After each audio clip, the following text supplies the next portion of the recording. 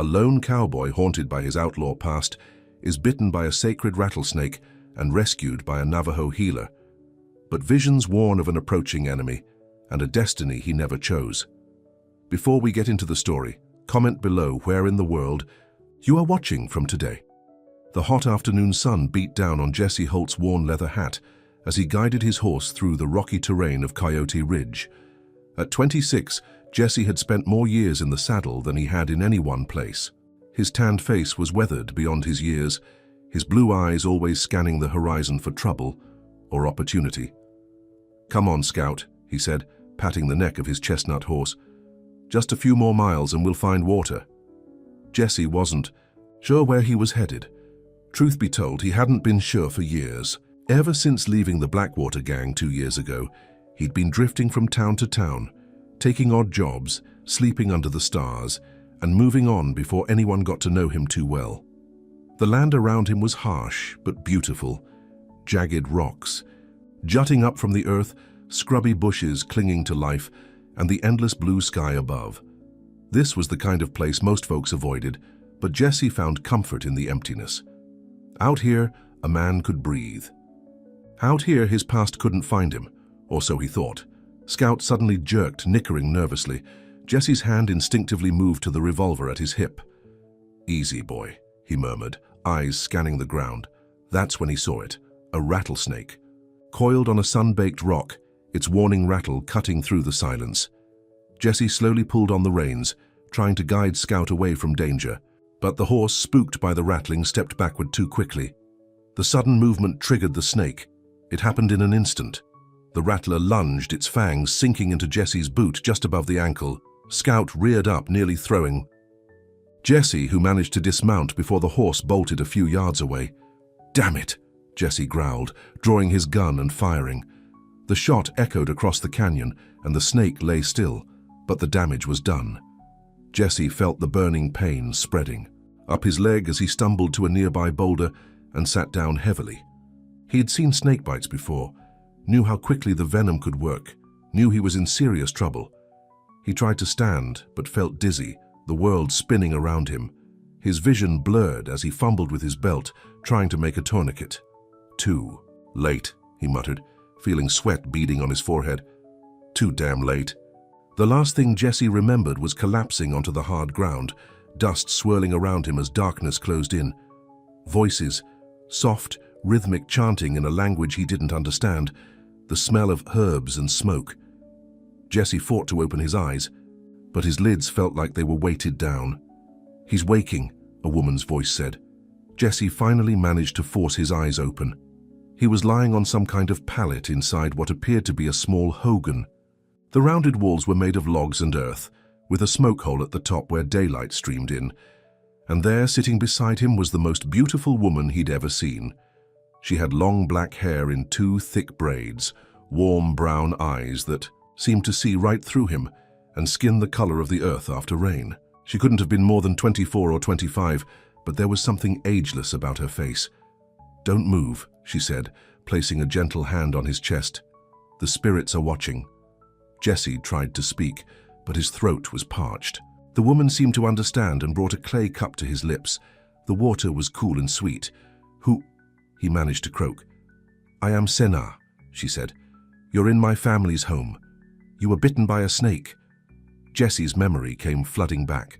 "My horse is safe," Sena assured him. "My brother found him wandering and brought him back. He's being well cared for." Jesse tried to sit up but winced at the pain in his leg.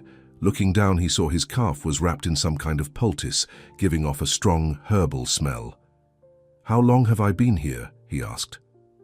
2 days, Sena replied. "The venom was strong. I wasn't sure you would survive." Jesse frowned. "How did you find me?" A small smile played at Sena's lips. "I saw you in a vision the night before, lying under the stars at the edge of death." She leaned closer, her eyes intense. "The snake that bit you is a mark. They don't bite just to kill. They bite to choose, and you were always meant to find me." Jesse didn't know what to make of that. He'd never put much stock in visions or spirits. Life had taught him to believe in what he could see, touch, and shoot if necessary. "Well, I'm grateful for your help, ma'am," he said politely. "But I don't believe in—" It doesn't matter what you believe, she interrupted, standing up smoothly. The spirits believe in you. Before Jessie could respond, the door covering was pushed aside and an older man entered. He had the same warm brown eyes as Senna, but a face lined with years of sun and experience. Ah, the stranger wakes, he said, nodding to Jessie. I am Hosteen, Senna's father. Jessie tried to sit up straighter, wincing at the effort. Jessie Holt, sir. I'm obliged to you and your daughter for saving my life. Hosteen studied him for a moment. It is not we who saved you, but the spirits who guided my daughter to you. He turned to Senna and spoke a few words in their native language.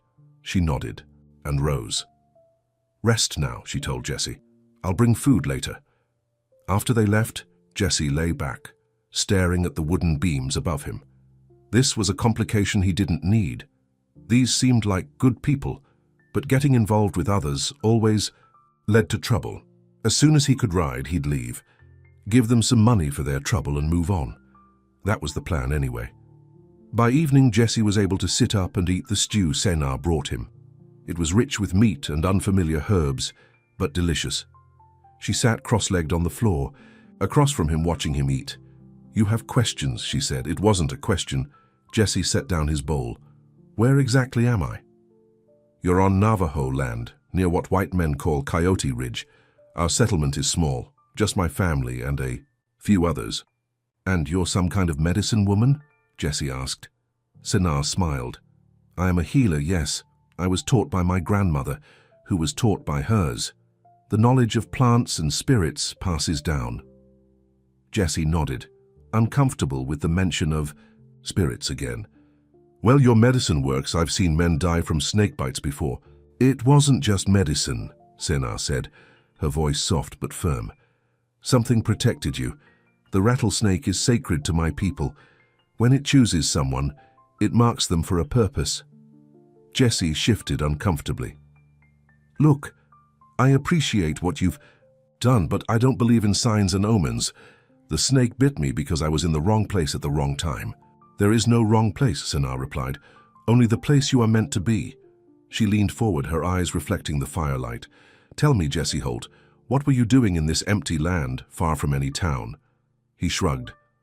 Just passing. Through to where? The question caught him off guard. I don't know, somewhere. Nowhere, she corrected gently. You were riding to nowhere because you are running from something. Jessie felt a flare of irritation. You don't know anything about me. I know your hands have calluses from rope and reins, not just from labor. I know the gun at your side has taken lives. I know you sleep with one eye open. Her accuracy unsettled him. That could describe most men out here. Perhaps, she agreed. But most men weren't chosen by the snake. Most men didn't appear in my dreams before I met them. Jessie didn't have an answer for that. He finished his stew in silence, aware of her eyes on him the whole time. Later, as night fell and the small hogan was lit only by the dim glow of embers, Jessie lay awake, listening to the unfamiliar sounds outside. Coyotes called in the distance, their howls echoing across the canyon. The wind whispered through the cracks in the walls. He thought about Senna, her quiet confidence, her strange talk of spirits and visions.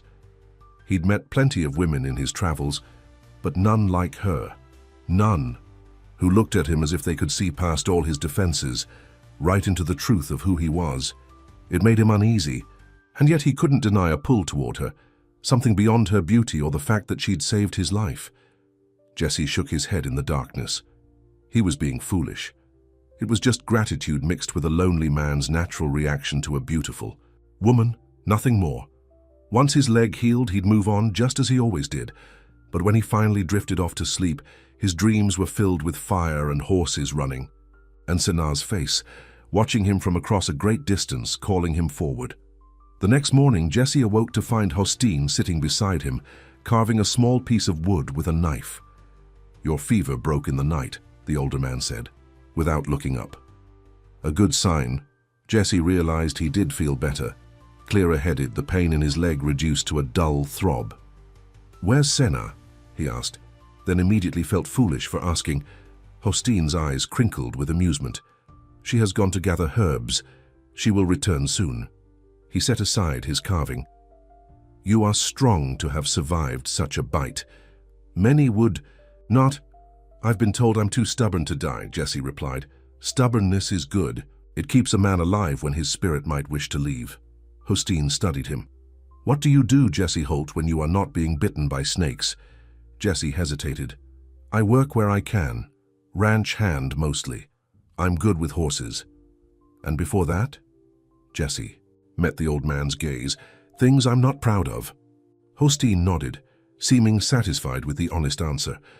All men walk dark paths at times. The question is whether they keep walking them when light appears.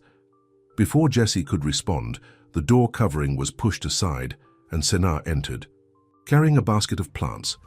Sunlight streamed in behind her, outlining her figure and making her seem to glow. You're awake, she said, smiling at Jesse, and looking better. Feeling better, he confirmed, surprised by how pleased he was to see her. Hostine stood, saying something to Senna in Navajo before ducking out of the hogan. My father likes you, Senna said, setting down her basket and kneeling beside Jesse. He says you have honest eyes. I'm not sure about that, Jesse replied. Senna unwrapped the bandage on his leg. The wound looked better, still angry and red, but the swelling had gone down. She crushed some leaves from her basket and mixed them with a paste from a small clay pot. This will help with the pain and prevent infection, she explained as she applied the mixture to his leg. Her touch was gentle but confident. Jesse watched her work, noticing the small details. The way she tucked a strand of hair behind her ear, the slight furrow of concentration between her brows, the delicate lines of her wrists as she worked. Why are you staring? She asked without looking up. Jesse felt his face warm. Sorry, I've never met anyone like you before. Now she did look up, meeting his eyes. And I've never met anyone like you, Jesse Holt. There was something in her gaze that made his heart beat faster. Not just attraction, though that was certainly there, but something deeper, a recognition as if they'd known each other before, which was ridiculous, of course. He'd never been in this part of the territory until now. Tell me about your visions, he said suddenly, surprising himself with the question. Senna finished bandaging his leg before answering. They come to me in dreams usually. Sometimes when I'm gathering herbs or sitting by the fire, I see things that haven't happened yet. And you saw me. Before I was bitten. She nodded. I saw you lying in the dust between life and death. I saw the snake, and I knew I had to find you. She hesitated, then added, there was more, but not all visions are meant to be shared before their time. Jesse wanted to ask what else she'd seen, but something held him back. Maybe he didn't really want to know. I should be able to walk tomorrow, he said instead. I don't want to impose on your family any longer than necessary. A shadow crossed Senna's face. You would leave so soon? I should. I've got... He stopped, realizing he had nowhere he needed to be, nothing pressing that required his attention. I just shouldn't stay, he finished lamely. The wound needs more time to heal properly, she said. At least a week. If you try. To ride too soon, it could reopen or become infected. Jesse knew she was right, but the thought of staying made him nervous, not because he felt unwelcome, but because he was beginning to feel too welcome, too comfortable, and comfort was dangerous for a man with his past. I'll pay you for your trouble, he offered. Senna stood up, her expression cooling. We did not help you for payment, Jesse Holt. We helped you because it was right, because you were sent to us. I didn't mean to offend. Rest, she said, cutting him off. We will speak more later. After she left, Jesse sighed and lay back on the pallet. He'd managed to upset her, which wasn't his intention, but maybe it was for the best. Better to keep some distance between them. That evening, Jesse managed to hobble outside with the help of a walking stick Hostine had given him. The settlement was small, just as Senna had said, a cluster of hogans and a few more traditional wooden structures set in a natural bowl surrounded by red rock formations. A corral held several horses, including his own scout, who nickered in recognition when Jesse approached. Hey boy, Jesse said, stroking the horse's nose. They been treating you good? He's a fine horse, came a voice behind him. Jesse turned to see a young man about his own age approaching. Strong and smart, like his owner, perhaps. "The jury's still out on that," Jesse replied with a wry smile. "I'm Jesse Holt. Key," the young man said. "Senar's brother." He had the same eyes as his sister, but where her face was open and warm, his held a watchful reserve. "I owe your family a debt," Jesse said, "for saving my life." Key shrugged. "My sister says the spirits guided her to you, that you are marked for something important." His tone suggested he wasn't entirely convinced. Jesse chuckled. "That makes two of us who have doubts." "You don't believe in the spirits?" "I believe in what I can see and touch," Jesse replied. "The rest seems like wishful thinking to me." Key studied him for a moment. "My sister doesn't usually make mistakes about such things. If she says you were sent here, there's a reason." Before Jesse could respond, they were interrupted by Senar calling from one of the Hogans. Key excused himself, leaving Jesse alone with the horses. As the sun began to set, painting the rocks around him in brilliant orange and red, Jesse felt a strange sense of peace. Despite his unease about Senar's talk of spirits and visions, there was something about this place that felt right, as if some part of him recognized it, even though he'd never been here before. That night, they ate around a fire outside. The whole family was there: Hostine, Sina, Key, and an elderly woman introduced as grandmother. A few other members of the small community joined them, all eyeing Jesse with curious but not unfriendly glances. After the meal, grandmother began to tell stories in Navajo, which Senar quietly translated for Jesse. Tales of the creation of the world, of Coyote the trickster, of the spirits that lived in the rocks and streams. As Jesse listened, the firelight dancing across Senar's face as she spoke, he felt something stir inside him, a longing for connection, for belonging, things he'd never allowed himself to want before. Later, as Senar walked him back to the Hogan where he was staying, their hands brushed accidentally. Jesse felt a jolt, like electricity, run up his arm. "I'm sorry about earlier," he said. "I didn't mean to offend you by offering payment." Senar stopped walking, turning to face him in the moonlight. "You are used to keeping score, Jesse, to paying debt so you can move on without owing anyone anything." She stepped closer. "But some things cannot be paid for. Some connections go deeper than debt." Her nearness made it hard for him to think clearly. "I'm not good at connections," he admitted.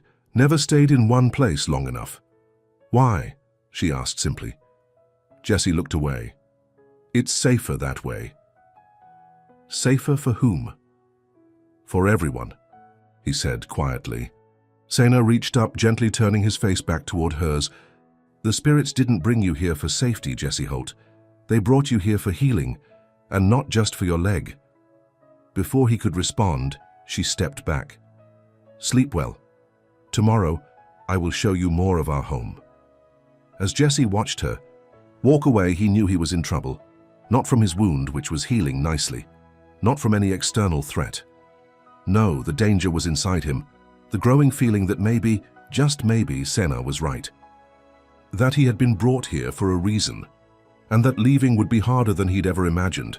That night his dreams were vivid and strange. He saw Senar standing on a ridge, her hair blowing in the wind. He saw horses running, heard the sound of gunfire, and through it all he felt a presence watching him, waiting for him to make a choice.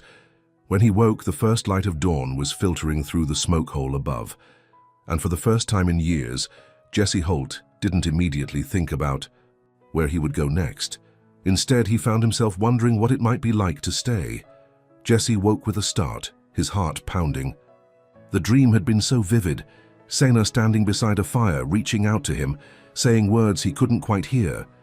It was the third such dream in as many nights, each more real than the last. He sat up, running a hand through his hair. Sunlight streamed through the smoke hole above, telling him he'd slept later than usual. His leg was much better now. After 5 days of Senar's treatments, he could walk with only a slight limp, which meant he could leave, should leave. Yet something kept him here, like an invisible rope tied around his heart. The door covering moved aside and Key entered, carrying a bundle of clothing. My sister says your clothes are too dirty even for a white man, he said with a hint of a smile. These belong to our cousin. They should fit. Jessie accepted the bundle, simple pants and a shirt made of soft woven material. Thank her for me. Key nodded. She's waiting for you by the stream when you're ready. She wants to show you something. After Key left, Jessie changed into the clean clothes. They felt strange against his skin, different from the rough cotton and denim he was used to, but not unpleasant. Outside, the small community was already busy with the day's activities.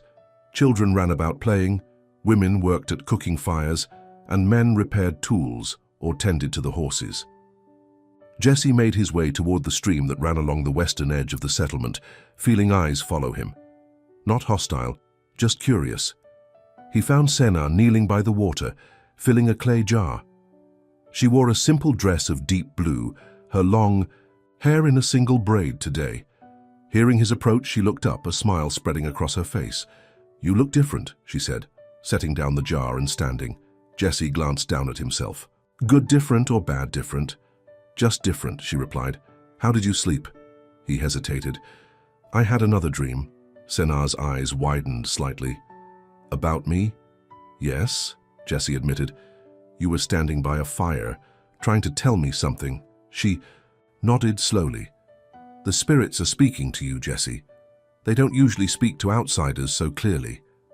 He still didn't know what to make of her talk of spirits, but he couldn't deny the dreams felt significant. Maybe it's just because I've been thinking about you, he suggested. A faint blush colored her cheeks. Perhaps, but I don't think so. She picked up her water jar. Come, there's something I want to show you. She led him along the stream, then up a narrow path that wound into the red rocks surrounding the settlement. Despite his healing leg, Jessie had no trouble keeping up. The morning air was cool, the sky a perfect blue overhead. Where are we going? He asked after they'd been walking for about 15 minutes. To a special place, Senna replied. A place of power. They rounded a bend and suddenly, the path opened onto a small plateau. In the center was a circle of stones surrounding what appeared to be an old fire pit. Beyond it, the view stretched for miles. Rugged canyons, distant mesas, and the endless sky. My grandmother brought me here when I was a little girl, Senna said, setting down her water jar. It's where I received my first vision. Jessie moved to the edge of the plateau, taking in the view. It's beautiful. Sit with me, she said, lowering herself to the ground inside the stone circle. Jessie joined her, sitting cross-legged across. From her, the stone beneath him felt warm from the morning sun. Close your eyes, Senna instructed. Why? Just trust me. Reluctantly, Jessie closed his eyes. He felt foolish at first, sitting there with his eyes shut. Listen, Senna said softly. Not just with your ears. Listen with your whole self. Jessie tried to quiet his thoughts, focusing on the sensations around him, the warmth of the sun on his face, the faint whisper of the breeze, the distant cry of a hawk. And then something else, a rhythm like a heartbeat seeming to come from the stone beneath him. A presence, as if they weren't alone on the plateau. His eyes flew open. What was that? Senna was watching him intently. You felt it, didn't you? The pulse of the earth, the spirits that dwell in this place. Jessie wanted to deny it, to explain it away as imagination or suggestion. But he couldn't. I felt something. She reached across the circle and took his hands in hers. Her touch sent a current through him, like the jolt he'd felt when their hands brushed days ago, but stronger. The spirits don't choose just anyone. Jessie, they chose you for a reason and they brought you to me. Why? He asked, his voice barely above a whisper. I don't know yet, she admitted, but I know you're meant to be here with me. The intensity of her gaze made his heart race. Before he knew what he was doing, Jessie leaned forward and kissed her. Her lips were soft and warm, and she returned the kiss with a tenderness that made his chest ache. When they broke apart, Senna's eyes were shining. I've seen this moment, she said, in my dreams. Jessie wanted to say something, but words failed him. Instead, he kissed her again, more deeply this time. Her arms went around his neck, pulling him closer. For a moment, the world seemed to fall away. There was only Sena, her warmth, her scent, the feel of her in his arms. Then suddenly, without warning, a vision flashed through Jesse's mind. Men on horseback, dust rising behind them, guns drawn. A familiar face, cruel, scarred, grinning at him. "No." Jesse jerked back, breaking the embrace. "What's wrong?" Sena asked, concern written across her face. Jesse shook his head, trying to clear the image. "Nothing, I just..." He couldn't tell her what he'd seen, couldn't tell her about the men who might still be looking for him. "I shouldn't have done that. I'm sorry." Hurt replaced the concern in her eyes. "You felt it too. I know you did." "It doesn't matter what I felt," Jesse said, getting to his feet. "I'm leaving soon. Today, maybe. I can't stay." Sena stood as well, her expression hardening. "You're still running, Jesse Holt, but you can't outrun the spirits and you can't outrun your heart." "You don't understand," he said, backing away. "It's better for everyone if I keep moving. Trust me." "I do trust you," she replied. "But you don't trust yourself." Jesse had no answer for that. Without another word, he turned and started back down the path. Behind him, he heard Sena call his name, but he didn't look back. By the time Jesse reached the settlement, his mind was made up. He would thank Hostine and the others for their hospitality, saddle scout, and be on his way before nightfall. It was the right thing to do, the only thing to do. He found Hostine outside his hogan, working on a saddle. The old man looked up as Jesse approached. "Your face tells me something has happened," Hostine said. "I need to leave," Jesse replied bluntly. "Today." Hostine set aside his work. "Sit," he said, gesturing to a log beside him. Against his better judgment, Jesse sat. "My daughter believes you were sent to us for a reason," Hostine said, "that the spirits marked you." "I don't believe in spirits," Jesse said, though the words rang hollow after what he'd experienced on the plateau. "What you believe doesn't change." "What is?" Hostine replied. "The rattlesnake is sacred to our people. When it strikes, it is sending a message. Or maybe it's just a snake doing what snakes do," Jesse countered. Hostine chuckled. "Perhaps. But then why did my daughter dream of you before you arrived? Why has she seen your face in the fire, in the water?" Jesse shifted uncomfortably. "I don't know. And now you are having visions too, yes?" Jesse looked at him sharply. "How did you know that?" "I see it in your eyes, the look of a man who has glimpsed beyond the veil." Hostine leaned closer. "What are you running from, Jesse Holt?" The question hit him like a physical blow. For a moment, Jesse considered lying or deflecting, but something about Hostine's steady gaze made him want to tell the truth. "I used to ride with a gang," he admitted. "The Blackwater gang. We robbed stagecoaches, trains sometimes. I never killed anyone, but others did. I left 2 years ago. After a job went wrong, a woman was shot. A passenger who tried to protect her husband. She died." Hostine's expression remained neutral. "And this is why you keep moving? Fear of these men finding you?" "Partly," Jesse said. "But also because of what I did, what I was part of. I don't deserve..." He stopped, unable to finish the thought.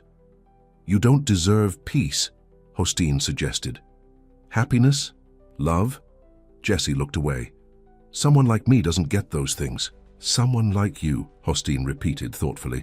"A man who has made mistakes, who has walked dark paths." He shook his head. "There are no men who have not made mistakes, Jesse. The question is whether you learn from them, whether you choose a different path when given the chance." Before Jesse could respond, a commotion near the edge of the settlement caught their attention. A rider was approaching at speed, and several members of the community had gathered to watch. Jesse tensed, his hand instinctively moving toward his gun. But it was only Key returning from a hunting trip based on the deer slung across his horse. "You see enemies everywhere," Hostine observed. "Even in friends." "Habit," Jesse muttered, forcing himself to relax. "A habit you could break if you stayed." Hostine stood, picking up his saddle work. "Think on what I've said, and talk to my daughter before you make your decision. She deserves that much." As Hostine walked away, Jesse remained seated, his thoughts in turmoil. The old man's words had struck deeper than he wanted to admit. What if Hosteen was right? What if he could have a different life? Not running, not looking over his shoulder. What if he could have Senna? The idea was both terrifying and exhilarating.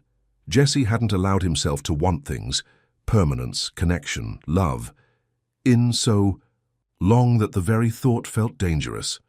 He watched as members of the community gathered around Key, helping to unload his kill, talking and laughing together. There was an ease to their interactions, a sense of belonging that made Jesse's chest ache with longing. "They could be your people too," came Senna's voice from behind him.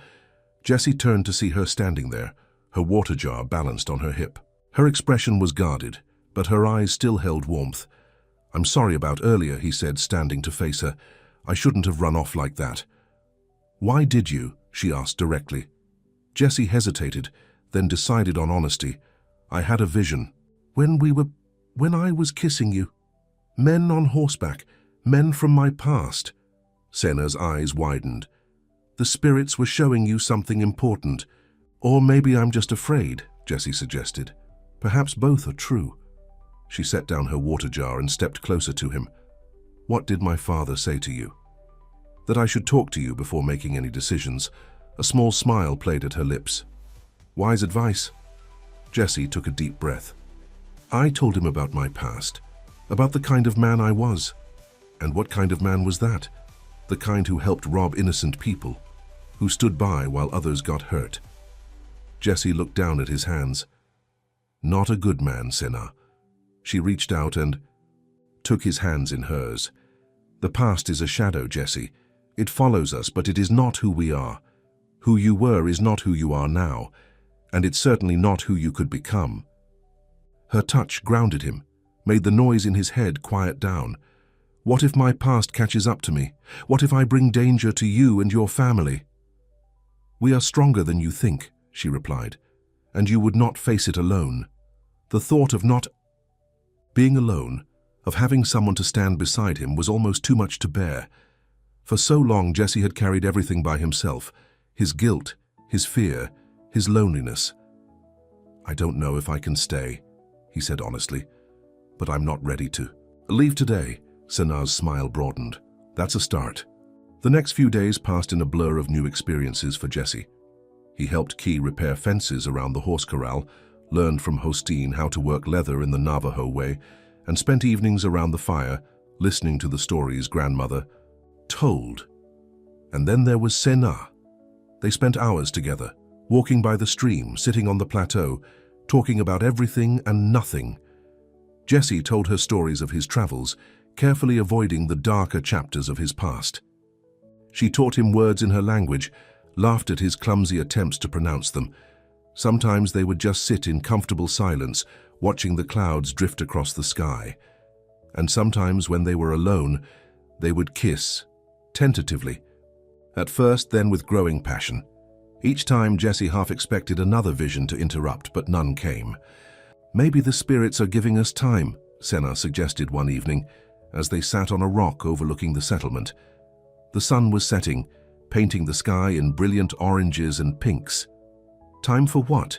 Jesse asked, his arm around her shoulders. "For you to decide if you're staying." Jesse looked down at her. In the golden light of sunset, she was breathtakingly beautiful. "What if I did stay? What would that mean?" Senna considered the question. "It would mean becoming part of our community, learning our ways, and—" She hesitated. "Perhaps in time, starting a family." The word family hit Jesse like a punch to the gut. He'd never had much of a family growing up. Just a drunk father who'd left when Jesse was 12, and a mother who'd worked herself to death trying to keep them fed. The idea of having a real family, of being a husband and father, was both appealing and terrifying. "I don't know if I'd be any good at that," he admitted. "You would learn," Senna said confidently, "as we all do." Jesse was silent for a moment, trying to imagine a life here, waking up each day beside Senna, working alongside Key and Hosteen, watching children, their children, play in the settlement. It was a good vision, a beautiful one. But the shadow of his past still loomed large. "There's something I need to tell you," he said finally. "About why I left the Blackwater gang." Senna shifted to look at him directly. I'm listening. Jesse took a deep breath. The leader, Luke Blackwater, he was planning a big job, a payroll shipment coming through by train. But it wasn't just about the money for him. There was a marshal who'd been tracking us, Marshal James Grant. Luke found out Grant would be on that train, and he wanted revenge. Jesse paused, the memories flooding back. I didn't know until right before. Luke wanted to derail the train, not just rob it, destroy it, kill everyone on board, including Grant. I couldn't be part of that. We argued, and it got violent. I shot him not to kill, just wounded his shoulder. Then I ran. Sena's expression remained calm, but her eyes were intense. And now you fear he's looking for you. I know he is, Jesse said grimly. Luke Blackwater doesn't forgive and he doesn't forget. If he ever found out I was here, he would bring danger to all of us. Sena finished for him. Jesse nodded, feeling a weight lift from having finally told her the truth. Now do you understand why I can't stay? To his surprise, Sena smiled. I understand why you're afraid, but running hasn't kept you safe. It's only kept you alone. She took his face in her hands. The spirits didn't bring you here by chance, Jesse. They brought you here because this is where you can face your past, not run from it. What does that mean? It means that some things are meant to be. Some paths are chosen for us.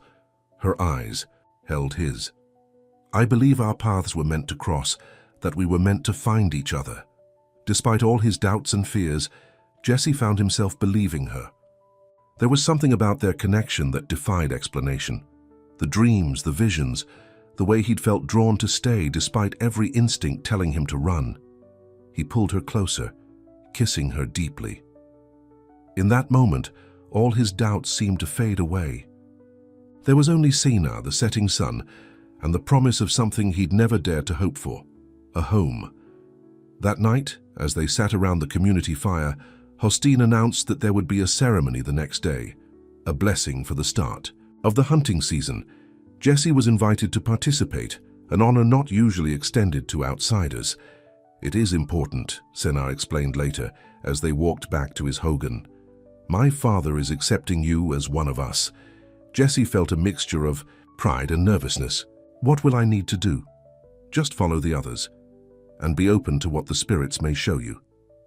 She kissed him goodnight at his door, a lingering kiss that left him wanting more. As he watched her walk away, Jesse realized with sudden clarity that he was falling in love with her. The thought should have terrified him, sent him running for his horse. Instead, it filled him with a quiet joy. That night, Jesse dreamed again. But this time, it wasn't Sena he saw. It was Luke Blackwater, his scarred face twisted in a cruel smile, riding at the head of a group of men. They were following a trail, his trail, through familiar terrain. Coyote Ridge. Jesse woke with a gasp, sweat beading on his forehead despite the cool night air. The dream had been so vivid, so real. Was it just his fears taking shape in his sleep, or was it something more? A warning? He got up and moved to the door of the hogan, pushing aside the covering. Outside, the night was peaceful. Stars blanketed. The sky and a quarter moon cast silver light over the sleeping settlement. Nothing seemed amiss, and yet Jesse couldn't shake the feeling that something was coming, something he would have to face, sooner or later.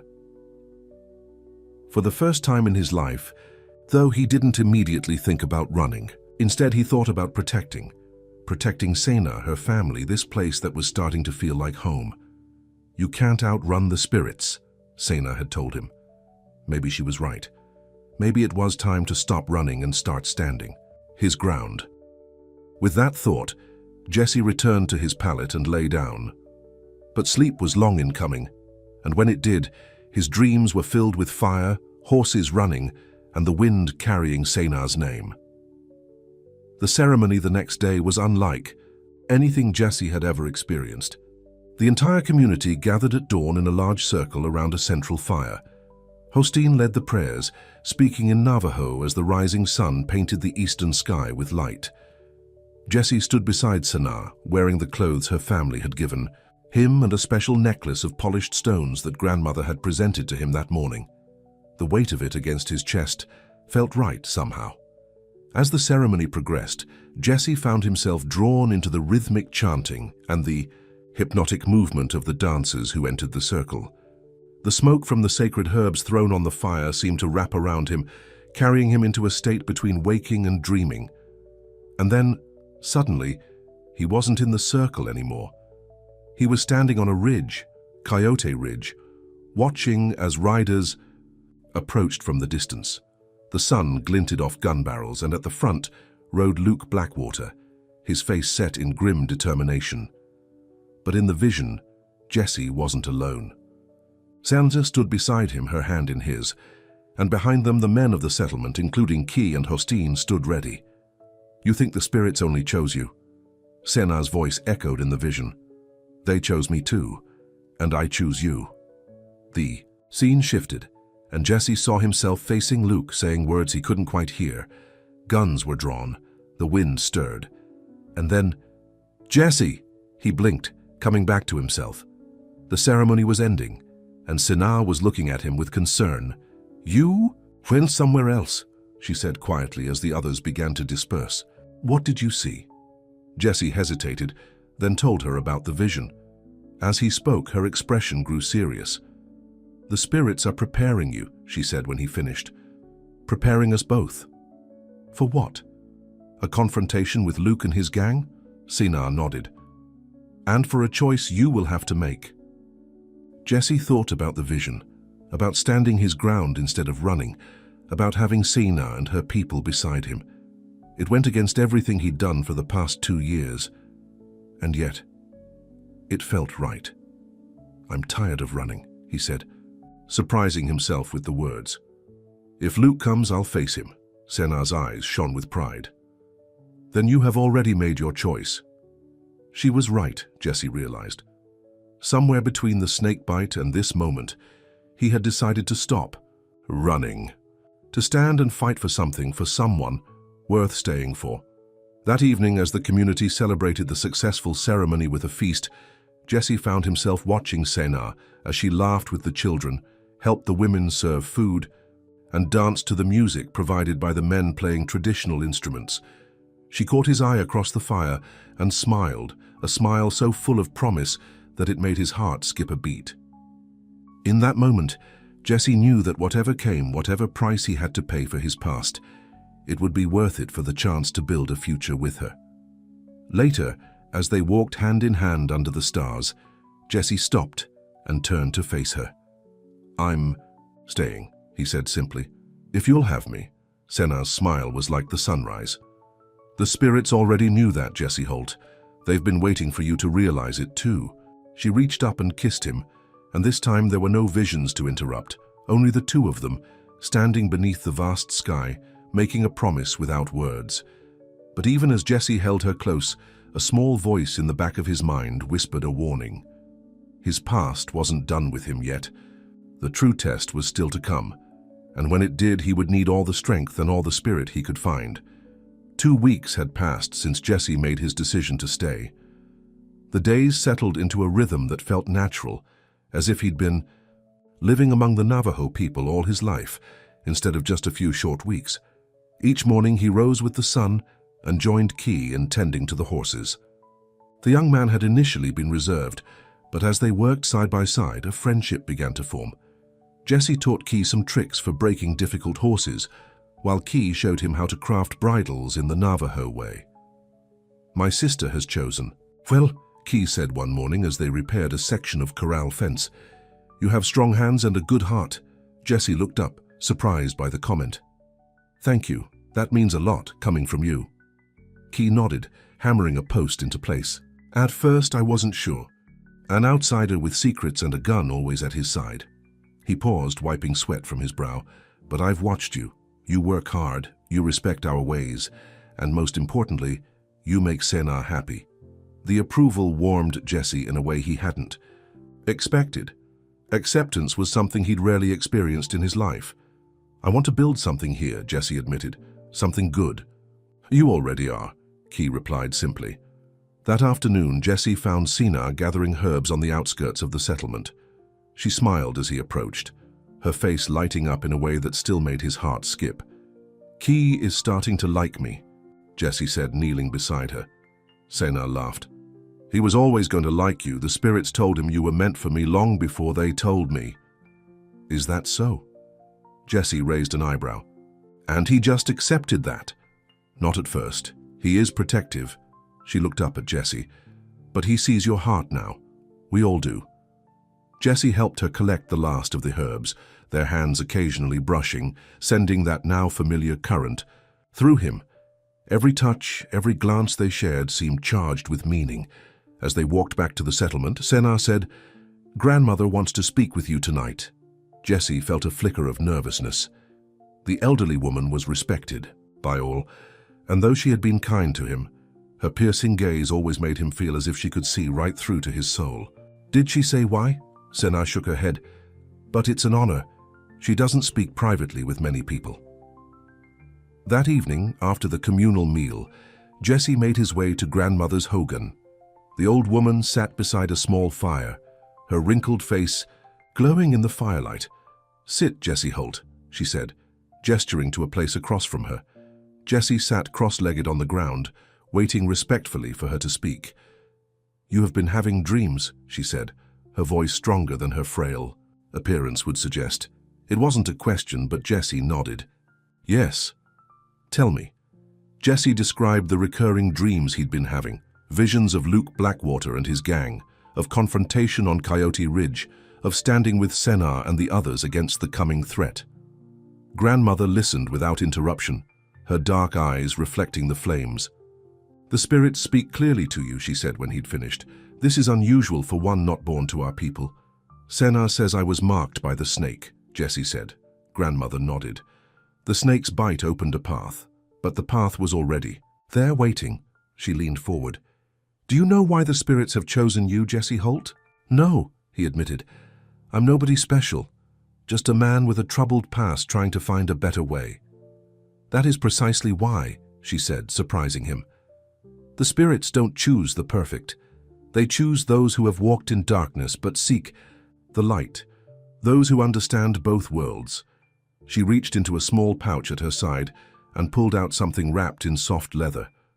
Unwrapping it, she revealed a small carved stone in the shape of a rattlesnake. "This belonged to my husband," she said.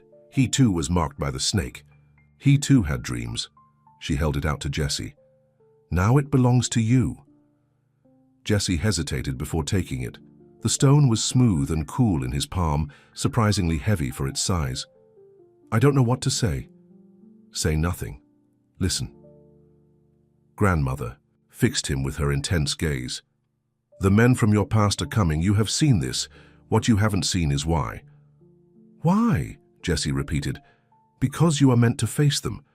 Not just for yourself, but for all of us. Some battles are not just about the men who fight them. They are about what those men fight for." Jessie closed his fingers around the stone snake. "I won't let anything happen to Sena or your people." "I know," Grandmother said with certainty. "That is why the spirits chose you." She gestured for him to keep the carving. "Carry this with you. It will remind you that you are never alone." As Jessie left the hogan, the weight of the carved snake in his pocket felt like a promise. Whatever came, he would face it. For Sena. For the people who had become his family. For the home he had found. Sena was waiting for him outside her family's hogan, her silhouette outlined by the moonlight. Without a word, she took his hand and led him toward the stream. "What did Grandmother tell you?" she asked when they were alone. Jessie told her about the conversation and showed her the carved snake. Sena's eyes widened. "That was Grandfather's most treasured possession. For her to give it to you." She looked up at Jessie with wonder. "She has seen something in you, Jessie, something special." "The only special thing about me is that I found you," he said, pulling her into his arms.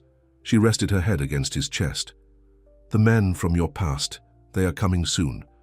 I feel it." "Let them come," Jessie said, his voice hardening. "I'm done running." Sena pulled back to look at him. "When they come, you won't face them alone. Remember that." Under the stars, beside the quietly flowing stream, They sealed that promise with a kiss that spoke of futures and forevers neither had dared to imagine before. The next morning, Jesse woke before dawn. Something had disturbed his sleep. Not a dream this time, but a feeling, a sense that something was coming. He dressed quickly, buckling on his gun belt out of habit. The carved snake went into his pocket, its weight reassuring against his thigh. Outside, the settlement was quiet, most still asleep.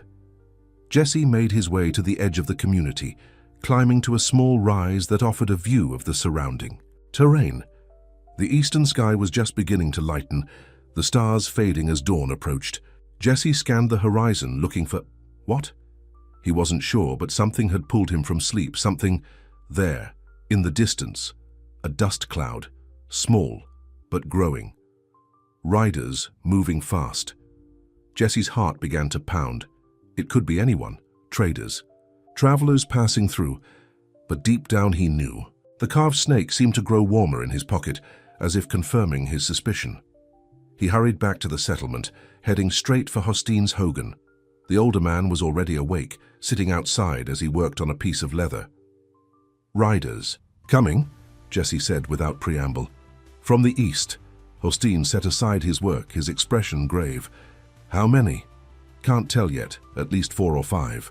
Hostein nodded, rising to his feet. I will wake Key and the others, you tell Sena. Jesse found her just emerging from their hogan, as if she too had sensed something amiss. What is it? She asked, seeing his face. Riders coming. It might be nothing, but it's not nothing, she said with certainty.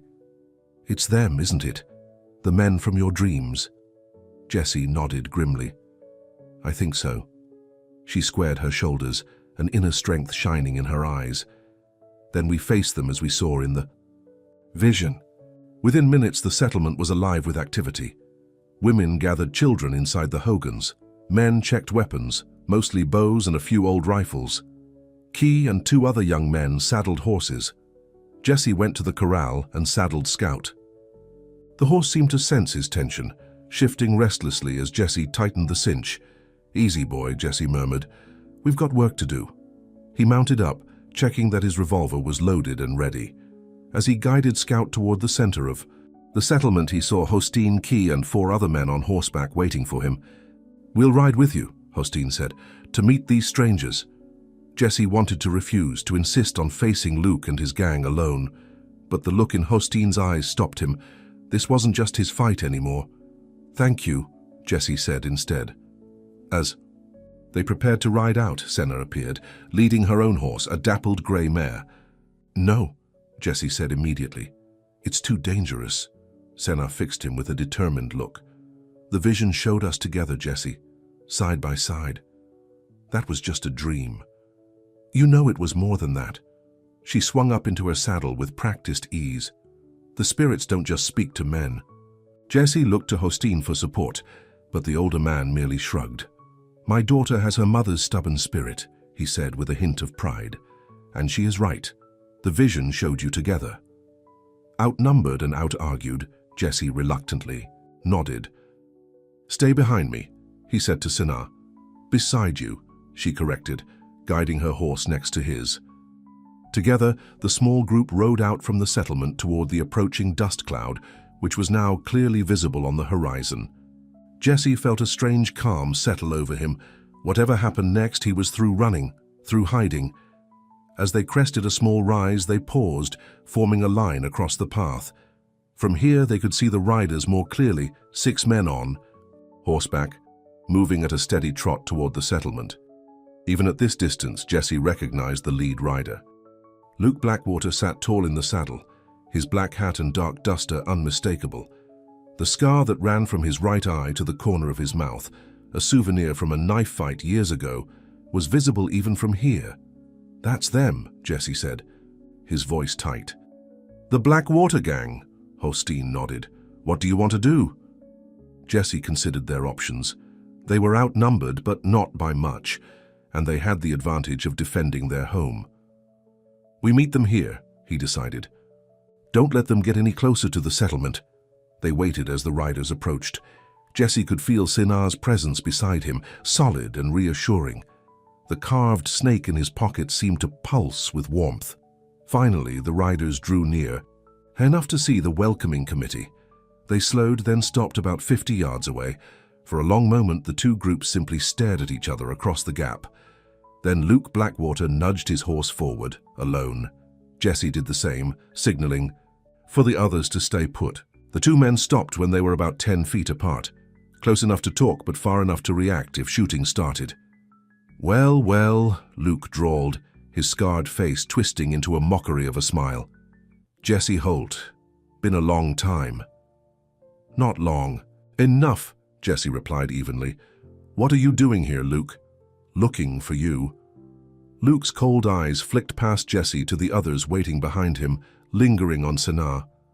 "I see you've found yourself some new friends, Indians no less." Jesse felt a surge of anger at the way Luke looked at Sanaa, but he kept his voice steady. "How did you find me?" Luke chuckled. "You think you're hard to track? You've been leaving a trail of breadcrumbs for 2 years. Tall cowboy with a chestnut horse. Man named Jesse who's good with horses. Wasn't that difficult?" He leaned forward in his saddle. "But I gotta admit, I almost gave up. Then we heard about a white man staying with some Navajo near Coyote Ridge. Figured it was worth checking out." His grin widened. "And here you are." "What do you want, Luke?" Jesse asked, though he already knew the answer. "You know what I want." Luke's voice hardened. "For you shot me, Jesse. Left me bleeding while you ran off like a coward. Then that marshal caught up to us because we were down a man. Cost us 2 good boys who got hanged." He touched his shoulder, where Jesse's bullet had struck him 2 years ago. "I've been carrying this reminder of your betrayal ever since, waiting for the day I'd find you and return the favor." Jesse's hand hovered near his gun. "If it's me you want, then leave these people out of it. They have nothing to do with what happened between us." Luke laughed, an ugly sound. "They have everything to do with it now. They took you in. Protected. You," his eyes narrowed, "especially that pretty Indian girl. She means something to you, doesn't she?" The threat in his voice was unmistakable. Jesse felt a cold fury building inside him. "You leave her alone," he said, his voice deadly quiet. "This is between you and me. Everything you care about is between you and me now, Jesse." Luke straightened in his saddle. "But I'm a reasonable man. You come with us, nice and peaceful, and maybe we leave your new friends alone. Resist and, well..." He glanced at the men waiting behind him. 6 guns against a few Indians with bows? Won't be much of a fight. Jesse weighed his options. He could go with Luke, sacrifice himself in the hope that the gang would leave the settlement alone. But he knew Luke too well. The man didn't leave witnesses. The moment Jesse surrendered, Luke would order his men to attack anyway. "No deal," Jesse said firmly. "You want me? You're going to have to go through all of us." Luke's expression darkened. "Have it your way." He began to back his horse away. "You've got 1 hour to reconsider, Jesse. Then we're coming in, and we won't be gentle." With that, he turned and rode back to his men. After a brief discussion, the gang retreated a short distance, dismounting near a cluster of boulders where they could keep an eye on the settlement. Jesse rejoined the others, his mind racing. "What did he say?" Hosteen asked. "He wants me to surrender," Jesse replied. "Says if I don't, they'll attack the settlement." "And if you do surrender," Key asked, "they'll kill me, and probably attack anyway." Jesse looked at the concerned faces around him. "I've seen Luke operate. He doesn't leave loose ends." Sanaa moved her horse closer to his. "Then we fight." "It's not your fight," Jesse protested. "It became our fight when you became one of us," Hosteen said firmly. "We protect our own." The simple declaration hit Jesse hard. All his life he'd been on his own. Even in the gang, he'd never truly belonged. But here, with these people, he'd found something he never knew he was missing. A home, a family. "We should get back to the settlement," Key suggested. "Prepare our defenses." Jesse nodded, his mind shifting to strategy. "They'll try to come in from multiple directions. We need to be ready." As they rode back, Senna stayed close to Jesse. "The vision is coming true," she said quietly, "just as we saw it." "Not all of it," Jesse replied. "Not yet." Back at the settlement, they quickly organized their defense.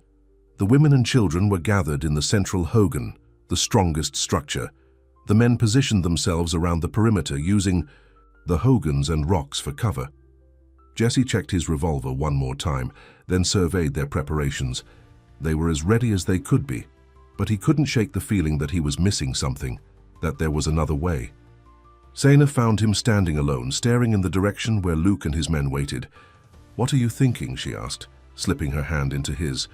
"That I brought this danger to your door," Jesse said, the guilt weighing heavily on him. "That people might die because of me." "No," Sana said firmly. "This danger was always coming. The spirits knew. That's why they sent you to us. Not to bring danger, but to help us face it." Jesse looked down at her, struck by the certainty in her voice. "How can you be so sure?" "Because I have faith," she replied simply. "In the spirits, in you, in us." She reached up and touched his face. "Whatever happens, Jesse Holt, remember that you are not alone, not anymore." The hour Luke had given them was almost up. Jesse could see the gang mounting up, preparing to move in. He knew their type. They wouldn't hesitate to burn the settlement to the ground, to kill everyone they found. And suddenly, with startling clarity, Jesse knew what he had to do. "Get everyone inside," he told Sana. "All of you," she frowned. "What? Are you planning?" "Trust me," Jesse said, gripping her shoulders. "Please." Something in his eyes must have convinced her because she nodded. "Be careful," she said, standing on tiptoe to kiss him quickly. As she hurried to gather the others, Jesse walked to where Scout was tethered. He mounted up, checked his gun one last time, and rode out from the settlement. Alone. Luke and his men had already started toward the settlement. They pulled up short when they saw Jesse riding out to meet them. "Well, look at that," Luke called out. "The cowards found his courage." Jesse stopped about 20 yards from the gang, his hand resting near his holster. "I told you, Luke, this is between you and me. Leave these people out of it." Luke sneered. "You don't give the orders here, Jesse. We're taking that settlement after we deal with you." "No," Jesse said, his voice carrying across the gap between I say, them. "You won't." Something in his tone made Luke pause. "You think you can stop all 6 of us?" "I think I can stop you," Jesse replied, looking directly at Luke. "And without you, there is no gang." A tense silence fell. The other gang members exchanged uncertain glances. Luke's face darkened with rage. "You challenging me, Jesse? To what? A duel?" He laughed scornfully. "This isn't some penny dreadful story." "Call it what you want," Jesse said calmly. "Just you and me. If you win, you get what you came for. If I win, you and your men ride away and never come back." Luke considered this, a calculating look in his eyes. "And why would I agree to that, when I could just have my boys gun you down right now? Because deep down you're still the same Luke Blackwater who taught me how to shoot," Jesse replied. "The one who always said a real man settles his own scores." He could see his words hit home. Luke had his own twisted code of honor, and Jesse was counting on that now. "Besides," Jesse added, "you've been waiting 2 years to face me. To prove I was wrong to leave. To prove you're better than me, here's your chance." For a long moment, Luke just stared at him. Then, slowly, he nodded. "All right, Jesse. You and me." He dismounted, handing his reins to one of his men. "Right here, right now." Jesse did the same, sliding off Scout and walking a few paces forward. The carved snake in his pocket felt warm against his leg, almost vibrating with energy. The 2 men stood facing each other, about 15 paces apart. The gang members had backed their horses away, forming a loose semicircle to watch. In the distance, Jesse could see figures emerging from the settlement, Hostine, Key, and the others, and Sinar, her hair flying behind her as she ran toward them. "No rules," Luke said, flexing his fingers near his holster. "Just draw when you're ready." Jesse nodded, his mind suddenly preternaturally calm.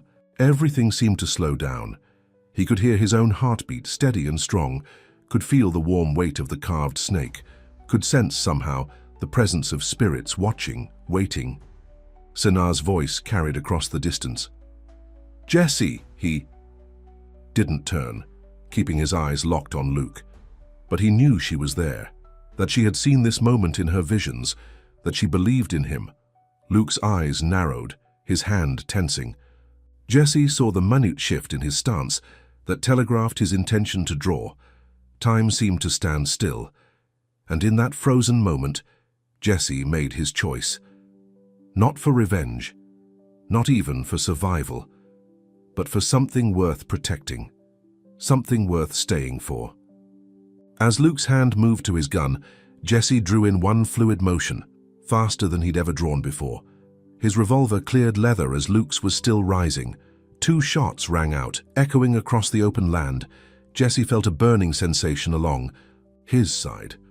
Luke staggered backward, a look of shock on his scarred face. He looked down at the spreading red stain on his chest, then back up at Jesse. "You always were," Luke gasped, dropping to his knees. "Too damn fast." His gun slipped from his fingers as he collapsed face forward onto the dusty ground. For a moment, no one moved. The gang members stared in disbelief at their fallen leader. Jesse kept his gun up, ready for any of them to make a move. "It's over," he called to them. "Take him and go. Don't come back." They hesitated, looking at each other uncertainly. Then, the oldest of them, a grizzled man named Carter, nodded slowly. "It was fair," he said, dismounting to check on Luke. After a moment, he looked up. "He's dead." The words should have brought Jesse some satisfaction. Instead, he felt only a profound weariness and relief that it was done. Carter and another man lifted Luke's body onto his horse. As they mounted up, Carter looked at Jesse one last time. "This is finished," he said. "We won't be back." Jesse lowered his gun, watching as the gang rode away, taking their dead leader with them. Only when they were distant figures on the horizon did he holster his weapon. Then Senna was there, her arms around him, her face pressed against his chest. "You're hurt," she said, pulling back to look at the bloody graze on his side. "It's nothing," Jesse assured her, though it stung like fire. "Just a scratch." Hostine and the others reached them, faces showing a mixture of concern and relief. "It is done?" Hostine asked. Jesse nodded. "It's done." As they walked back to the settlement together, Jesse felt lighter than he had in years.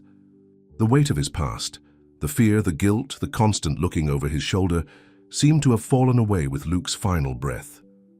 Senna walked beside him, her hand in his. "You faced your past," she said, "just as the spirits showed us."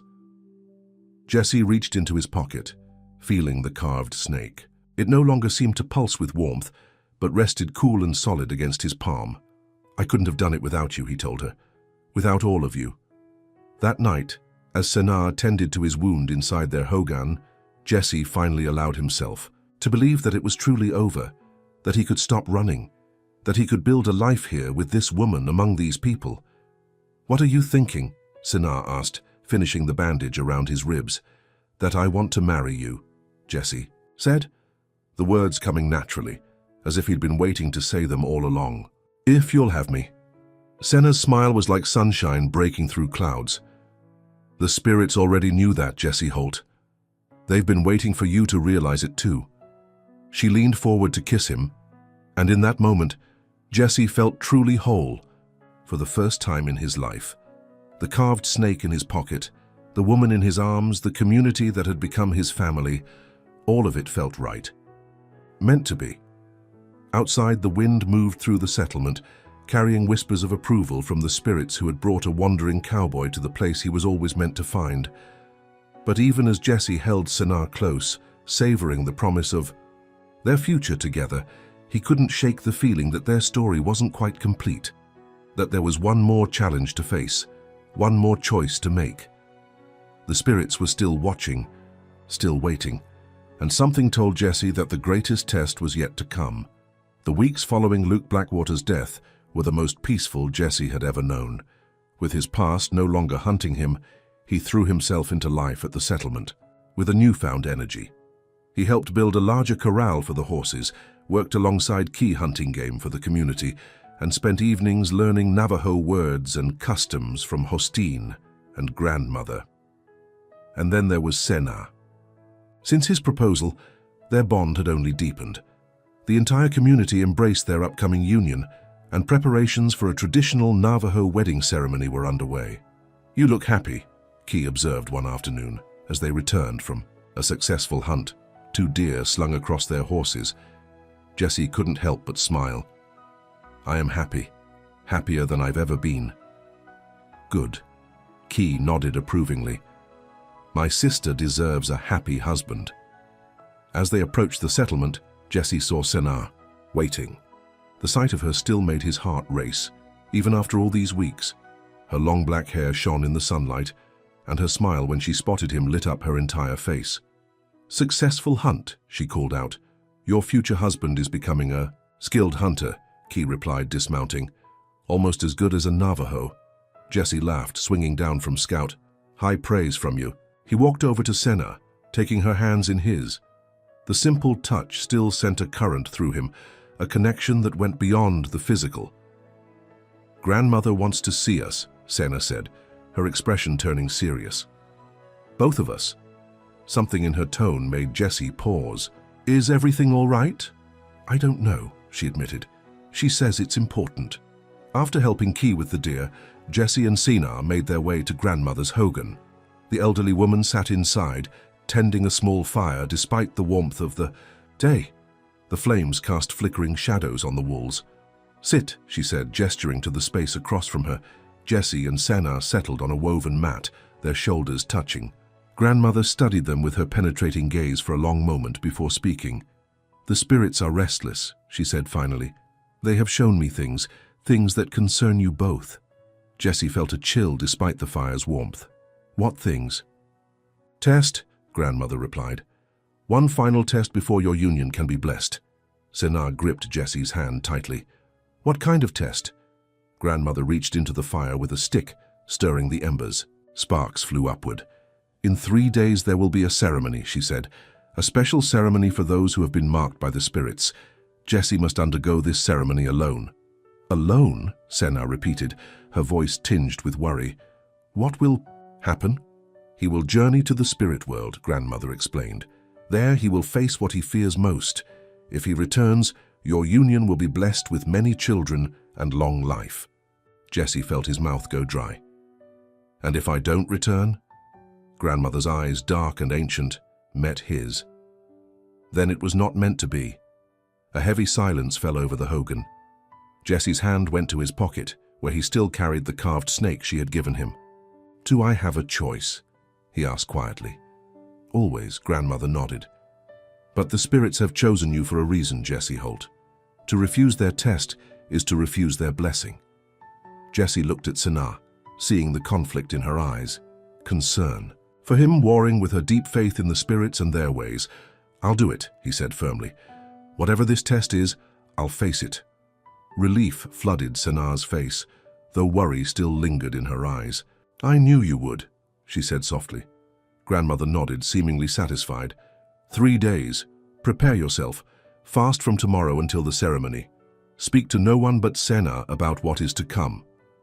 As they left the hogan, the setting sun cast long shadows across the settlement. Jessie felt a weight settle on his shoulders, not of dread exactly, but of solemn purpose. "Are you afraid?" Senna asked as they walked toward their own hogan. Jessie considered the question. "Yes," he admitted. "But not of the ceremony itself. I'm afraid of failing, of letting you down." She stopped, turning to face him. "You won't fail. The spirits didn't bring you all this way to lose you now." Her faith in him was humbling.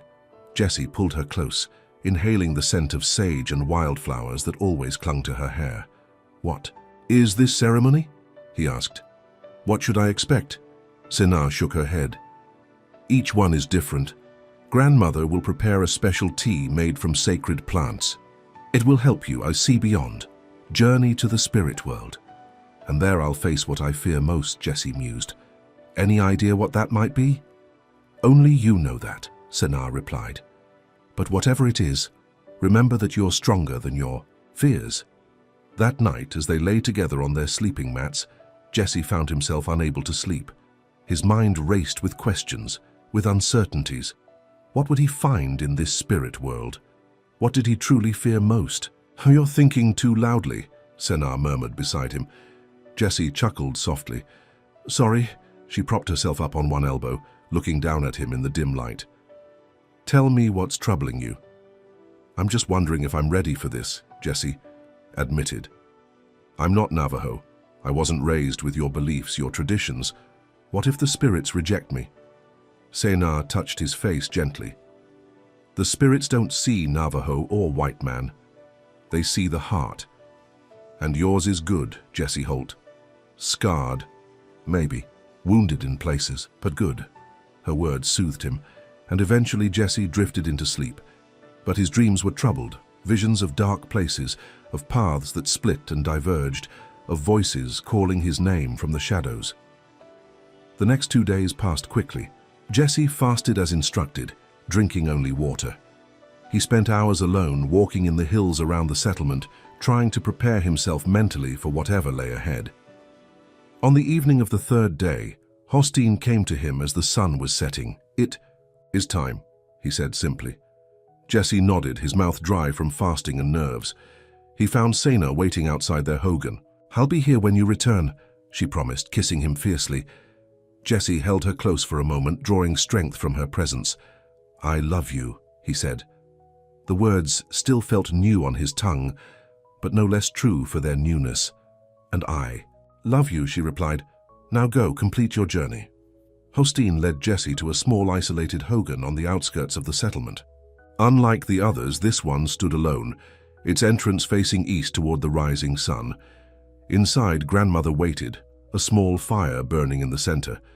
The air was thick with the scent of unfamiliar herbs. "Sit," she instructed, pointing to a mat directly across from her. Jesse lowered himself onto the mat, crossing his legs. His heart pounded in his chest, but he kept his expression calm. "The journey you are about to take is sacred," Grandmother said, her voice taking on a rhythmic quality. Few outsiders have ever been granted this honor. She reached into a pouch and sprinkled something onto the fire.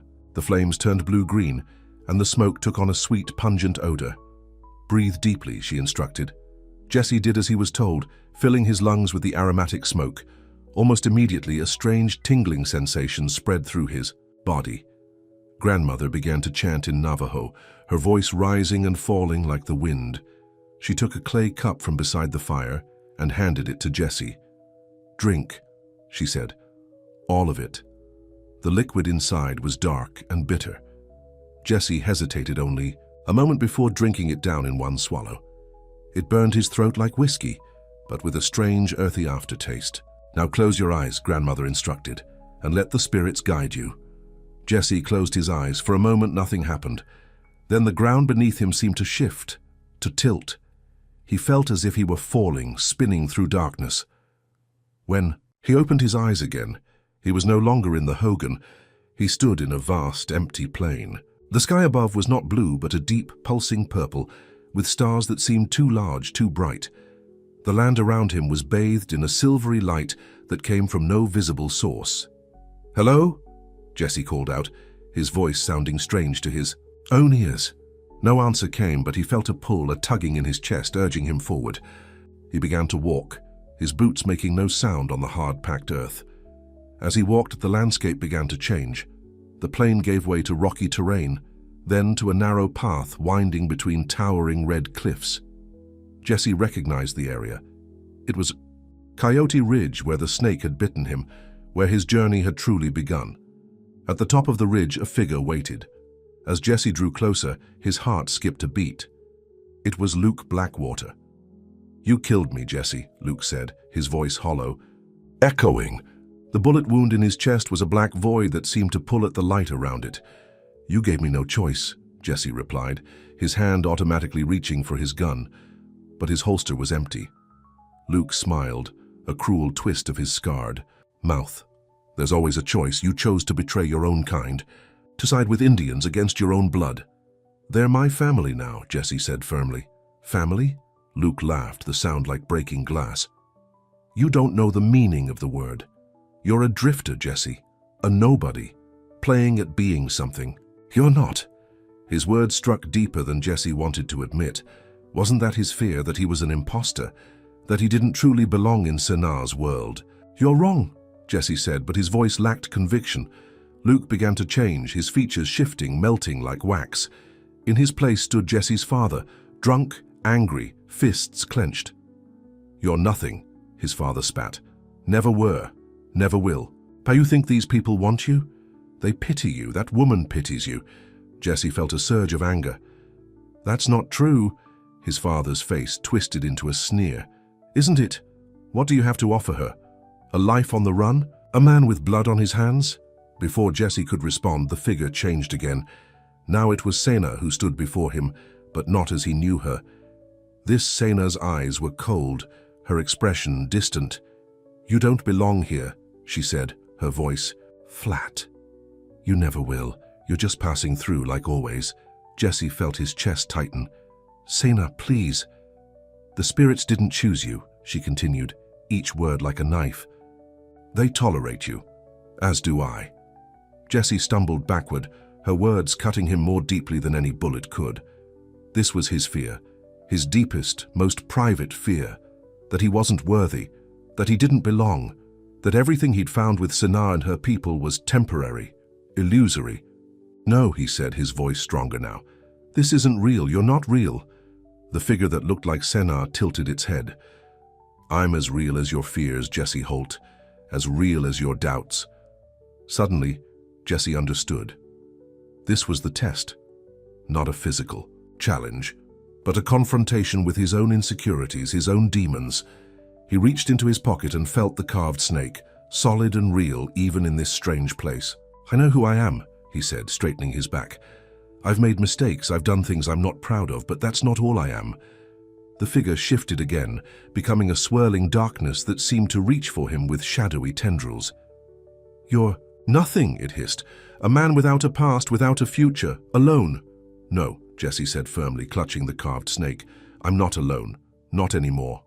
He thought of Sena, her strength, her faith in him, of Hostine and Key, who had accepted him as family, of grandmother who had seen something in him worth testing, worth blessing.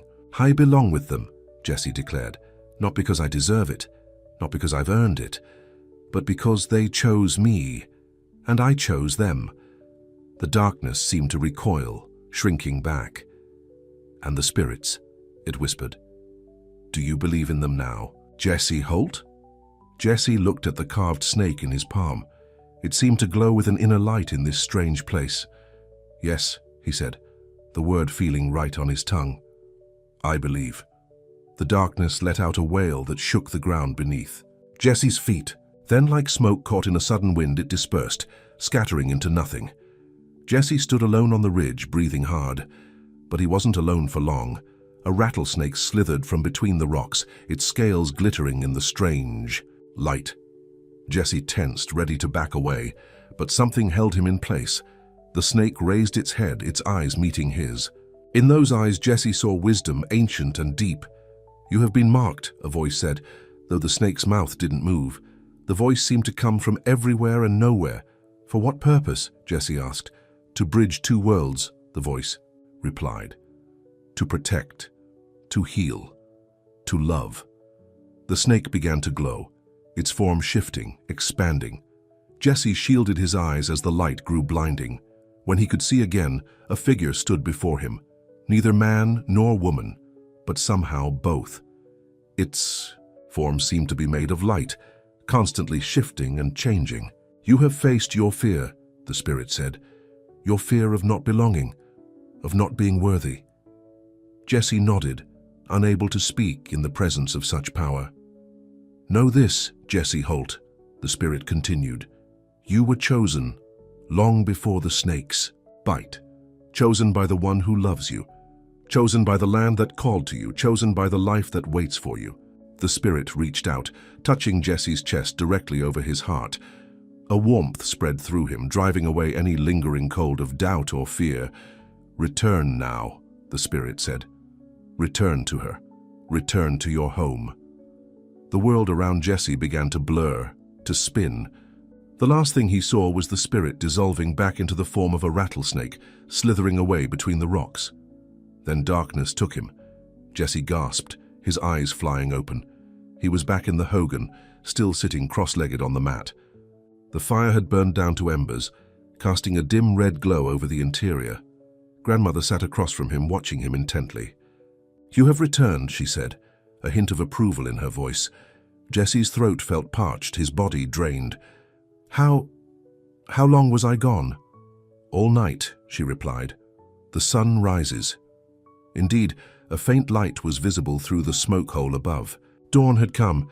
Did I pass the test?" Jesse asked. Grandmother smiled, the expression transforming her weathered face. "You would not be here if you had not."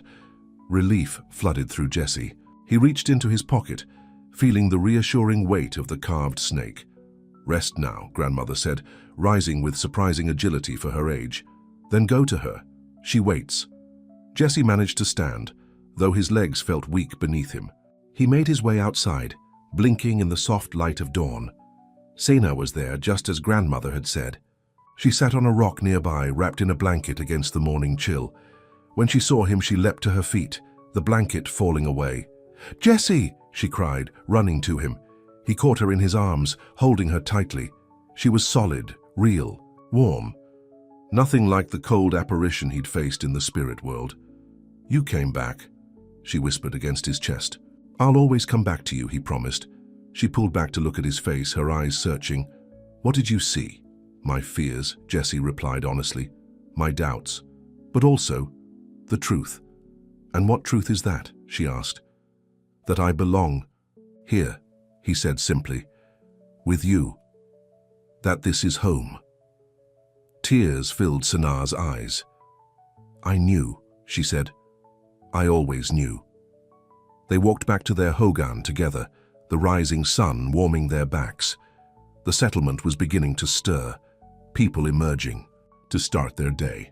Several nodded respectfully to Jesse, as if they somehow knew what he had endured. Inside their hogan, Jesse sat heavily on their sleeping mats, exhaustion finally catching up with him. "Grandmother says we can be married in 3 days," Sena said, sitting beside him. "Now that you have received the Spirit's blessing." Jesse smiled, taking her hand in his. 3 days? I can hardly wait." Sena's expression grew serious. "Tell me what happened, Jesse." "In the spirit world." He described his journey, the strange landscape, the confrontations with Luke, his father, and the false Sena. He told her about the darkness and finally about the spirit that had appeared to him as a rattlesnake. "It said I was chosen to bridge 2 worlds, Jesse finished, "to protect, to heal, to love." Sena's eyes shone. "That is a powerful calling."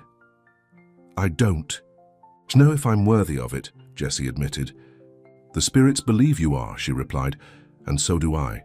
She kissed him, a gentle press of her lips against his.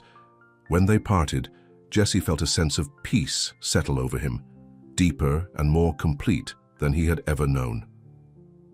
"Sleep now," Sena said, easing him down onto the mats. "I'll be here when you wake." Jesse closed his eyes, letting exhaustion claim him. But this time his dreams were peaceful, filled with images of the life that stretched before them. A life together, under the vast sky of Coyote Ridge. A life blessed by the spirits who had brought them together. 3 days later, as the sun began its descent toward the western horizon, Jesse stood beside Sena in the center of the settlement. The entire community had gathered to witness their union. Jesse wore new buckskin clothing, crafted by the women of the settlement. Sena was radiant in a traditional dress, adorned with intricate beadwork.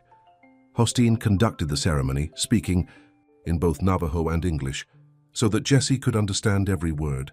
They exchanged simple vows, promising to walk together through whatever life brought them. Grandmother blessed their union, calling on the spirits to guide and protect them. As she spoke, Jesse felt a familiar warmth in his pocket, where the carved snake rested. When the ceremony was complete, the community erupted in celebration.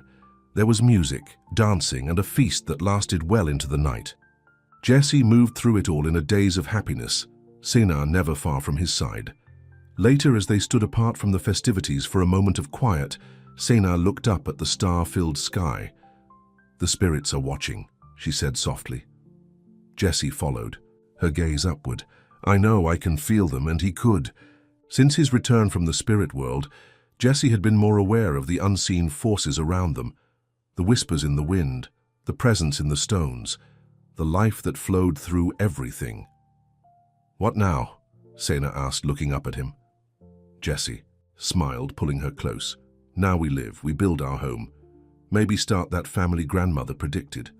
A blush colored Sena's cheeks. "I would like that." "So would I," Jesse said, his voice husky with emotion. As they rejoined the celebration, Jesse felt a sense of rightness wash over him. His long journey from lonely drifter to a man with a home, a wife, a family, was complete. Yet in many ways it was just beginning.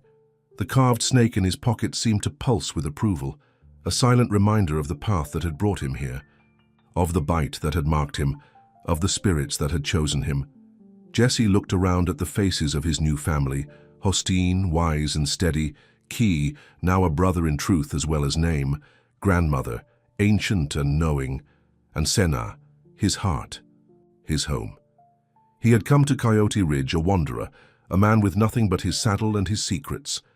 He had been marked by the spirits, tested and transformed, and now under the vast canopy of stars, with the woman he loved by his side and the blessing of both her people and the ancient spirits of the land, Jesse Holt was finally, truly home as Z.